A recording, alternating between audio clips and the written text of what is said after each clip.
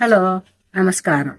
இன்னைக்கு மடிப்பாக்கம் சுந்தரி மாமியார் கிச்சனில் ஒரு கீரையை வச்சு சாம்பார் பண்ணலாம், எப்படி பண்ணலாங்கிறத தான் பார்க்க போகிறோம். நம்ம எப்போவும் கீரையில் மசியல் பண்ணுவோம், கூட்டு பண்ணுவோம். சாம்பார்னு ரொம்ப பண்ணுறது இருக்காது. இந்த கீரையை வச்சு நம்ம சாம்பாரும் பண்ணலாம், சாதத்தில் போட்டு பிசைஞ்சு சாப்பிட்ற மாதிரி. இதுக்கு நோ ஆனியன், நோ கார்லிக் தான். வெங்காயம் பூண்டு இல்லாமல் கீரையை சாம்பார் பண்ணுறது எப்படி சிம்பிளாக அப்படிங்கிறத பார்க்கலாம் வாங்க. நீங்களும் என்னோட சேர்ந்து எப்படி பண்ணுறதுங்கிறத பாருங்கள். கீரையை நல்லா 2-3 தடவை அலசிட்டு பொடி பொடியாக நறுக்கி வச்சுக்கலாம். ஒரு குக்கரில் இப்போ 100 துவரம்பருப்பை போட்டு ஒரு 4-5 விசில் விட்டு நல்லா வேக விட்டு எடுத்துக்கணும். இந்த கீரை சாம்பார் பசலைக்கீரை, முளைக்கீரை, முருங்கைக்கீரை எதில் வேணால் இதை மாதிரி சாம்பார் பண்ணலாம். நம்ம முதல்ல இப்போ ஒரு வாணலில் 1 ஸ்பூன் அளவுக்கு எண்ணெயை விட்டுட்டு அதில் ஒரு 1.5 ஸ்பூன் அளவுக்கு தனியா, கொத்தமல்லி விதை எடுத்துக்கணும்.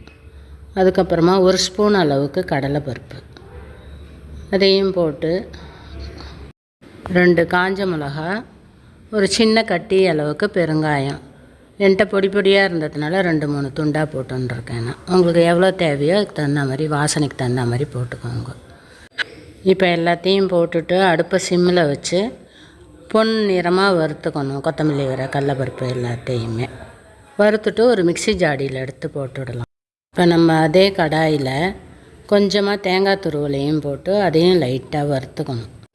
இப்போ வதக்கின தேங்காயையும் அந்த கொத்தமல்லி வர கடலைப்பருப்போட மிக்சி ஜாடியில் சேர்த்து அரைக்க வேண்டியது தான். அதை இப்போ அதே வாணலில் 1 டம்ளர் தண்ணியை விட்டுட்டு நறுக்கி வச்சுருக்கிற கீரை எடுத்து அதில் போட்டுடலாம்.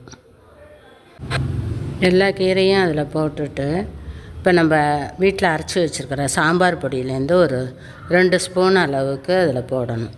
போட்டுட்டு கொஞ்சமாக மஞ்சள் பொடி, அதுக்கு தேவையான அளவுக்கு உப்பையும் போட்டுட்டு கீரையை நல்லா ஒரு 5 நிமிஷத்துக்கு வேக விடணும். கீரை நல்லா வெந்ததுக்கப்புறமா ஒரு 2 கொட்டை புளியை எடுத்து அந்த சாம்பாரில் கீரை இதில் கரைச்சி விட்டுற வேண்டியது தான். சாம்பார் அளவுக்கு புளியை எடுத்துக்க வேண்டாம், லைட்டாக இருந்தால் போதும். இது பொரிச்ச குழம்பு மாதிரி தான் பண்ண போகிறோம், அதனால் லைட்டாக புளி விட்டால் போதும். புளியை விட்டு 2 நிமிஷம் கொதிச்சதுக்கப்புறமா நம்ம வேக வச்சுருக்கிற பருப்பை நல்லா மசிச்சுட்டு இந்த கீரையில் போட்டு விடலாம்.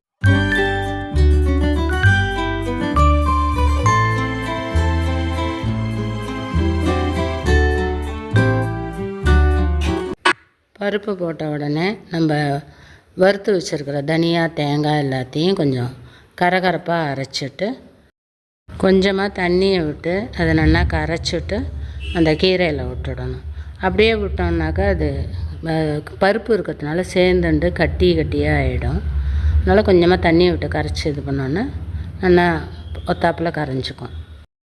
இப்போ அந்த மிக்சி ஜாடியிலேயே ஒரு 1/4 டம்ளர் அளவுக்கு தண்ணியை விட்டு நல்லா அதையும் அலம்பிட்டு அதிலையே விட்டுடலாம். அந்த கீரையிலையே விட்டுட்டு அது ஒரு கொதி வந்ததுக்கப்புறமா ஸ்டவ்வை ஆஃப் பண்ணிடலாம். கருவேப்பிலை இருந்தால் கருவேப்பிலையை போட்டுக்கலாம் அதில். இது இப்போ கொஞ்சம் சூடு ஆறுனதும் கெட்டியாகிடும். ஒரு கடாயை வச்சு கொஞ்சமாக எண்ணெயை விட்டு 1/2 ஸ்பூன் கடுகு போட்டுட்டு கடுகு வெடித்ததும் உளுத்தம்பருப்பையும் போட்டு உளுத்தம்பருப்பு செவந்ததும் தாளித்து கொட்டிட வேண்டியது தான் அந்த கீரையில்.